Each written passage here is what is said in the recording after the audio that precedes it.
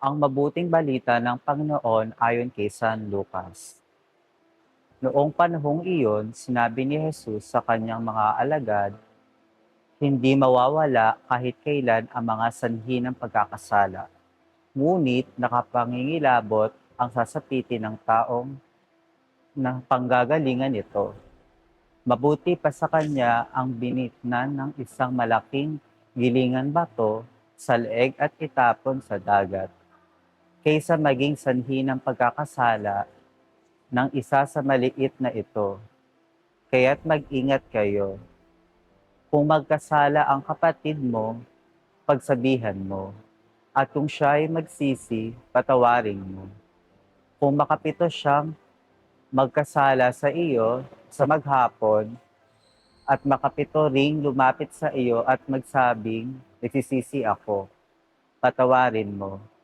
Sinabi ng apostol sa Panginoon, dagdagan po ninyo ang aming pananalig sa Diyos. Tumugon ang Panginoon, kung maging sinlaki man lamang ng butil ng mustasa ang inyong pananalig sa Diyos, masasabi ninyo sa puno ng sikomorong ito, mabunot ka at mainam sa dagat, at tatalima ito sa inyo, ang mabuting balita ng Panginoon.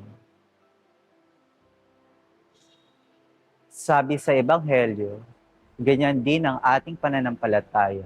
Maraming beses sa ating buhay, nararamdaman natin ang ating pananampalataya ay kasing liit ng isang butil ng mustasa. Sa harap ng malalaking problema, pagsubok, at mga alinlangan, tila kulang na kulang ang ating pagtitiwala sa Diyos. Tinitignan natin ang ating sarili at nakikita natin ang ating mga kahinaan. Madaling isipin, paano makakagawa ng pagbabago ang aking maliit na pananampalataya?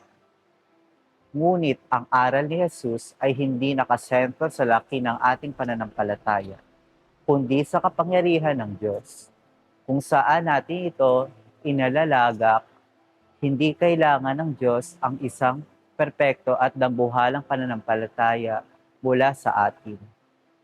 Ang kailangan niya lamang ay isang pusong handang magtiwala kahit na ang pagtitiwalang iyon ay nagsisimula sa isang maliit na oo. Manalangin tayo. Panginoong Hesus, salamat po sa iyong mga salita na gumising sa aming diwa.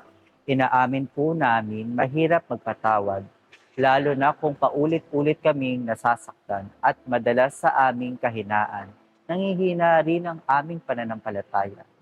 Tulad ng iyong mga apostol, isinasamo namin, dagdagan ninyo po ang aming pananalig.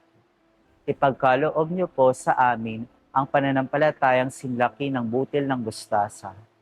Isang pananampalatayang maliit man sa aming panalangin ay sapat na upang magtiwala sa iyong walang hanggang kapangyarihan. Amen.